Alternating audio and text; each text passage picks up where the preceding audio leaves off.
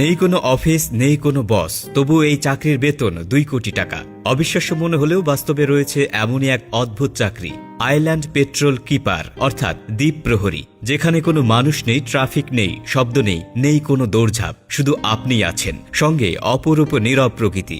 আর এই শান্ত নির্জন দ্বীপে দাঁড়িয়ে আপনাকে করতে হবে মাত্র একটি কাজ, দ্বীপটাকে যেমন আছে ঠিক তেমনই রাখার পাহারা দেওয়া। শুনতে যেন কোনো সিনেমার গল্প, কিন্তু এটি আধুনিক বিশ্বের এক ব্যতিক্রমী চাকরি। প্রতি বছর নয়, বহু বছর পরপরই এমন সুযোগ আসে, আর আবেদন করতে ঝাঁপিয়ে পড়ে বিশ্বের বিভিন্ন প্রান্তের হাজারো মানুষ, কারণ সুযোগটি একই সঙ্গে রোমাঞ্চকর এবং চ্যালেঞ্জে ভরা। এই চাকরির মূল দায়িত্ব অবিশ্বাস্যভাবে সহজ, দ্বীপটির প্রাকৃতিক অবস্থা যেন ক্ষতিগ্রস্ত না হয় তা নিশ্চিত করা। প্রতিদিন একবার 30-40 মিনিটের একটি টহল, কোথাও ময়লা জমেছে কিনা, ঢেউয়ের জোয়ারে কোনো প্লাস্টিক ভেসে এসেছে কিনা, বনাঞ্চলে কোনো ক্ষতি হয়েছে কিনা, এইসবই খেয়াল রাখতে হবে।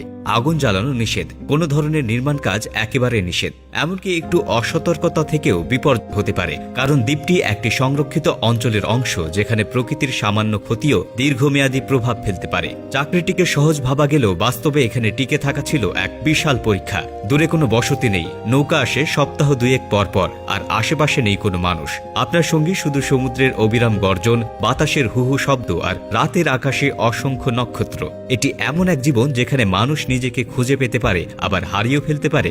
এখানে প্রহরীর জন্য ব্যবস্থা অত্যাধুনিক একটি ক্যাবিনে থাকার, খাবার চাইলে নিজের হাতেই মাছ ধরে নেওয়া যায়, আর নির্ধারিত সময় সরবরাহকারী দল নিত্য প্রয়োজনীয় জিনিস পৌঁছে দেয়। যোগাযোগের জন্য থাকে স্যাটেলাইট ফোন, বলতে গেলে বেঁচে থাকার জন্য যা যা প্রয়োজন সবই আছে, শুধু মানুষ নেই। এই চাকরিটিকে ঘিরে আরেকটি বড় চ্যালেঞ্জ হলো সময়। যে ব্যক্তি নিয়োগ পেতেন তাকে থাকতে হতো টানা 830 দিন, মানে প্রায় 2.5 বছর, পুরো সময় প্রায় সম্পূর্ণ একা। অনেকের কাছে নিঃসঙ্গতা হতে পারে এক আশীর্বাদ, কিন্তু অধিকাংশ মানুষের জন্য এটি সহনীয় নয়। তাই আবেদনকারীর মানসিক স্থিতি, ধৈর্য এবং প্রকৃতি প্রেম, এই তিনটেই ছিল নির্বাচন প্রক্রিয়ার বড় শর্ত। প্রতিদিনের জীবন ছিল অভ্যাসে বাধা, ভোরে সূর্য ওঠার সঙ্গে সঙ্গে দ্বীপ জুড়ে হাঁটা, ভেসে আসা জঞ্জাল সরানো, ঝড়ের পর ভাঙা কাঁচ পরিষ্কার করা, দুপুরে হয়তো বই পড়া, স্কেচ করা কিংবা সমুদ্রে সাঁতার কাটা, চুপচাপ বসে সূর্য ডুবে যাওয়া দেখা, আর রাতে ঢেউয়ের শব্দে ঘুমিয়ে পড়া। কোনো সীমাহীন বাস্তবতা নেই, কিন্তু একাকিত্বের গভীরতা সবসময় অনুভব করতে হয়। এত কিছু সত্ত্বেও এই চাকরির আবেদন উন্মুক্ত হলে 7 দিনের মধ্যে বিশ্বজুড়ে হাজারো মানুষ আবেদন করেন, কেউ প্রকৃতির নীরবতা খুঁজতে, কেউ আবার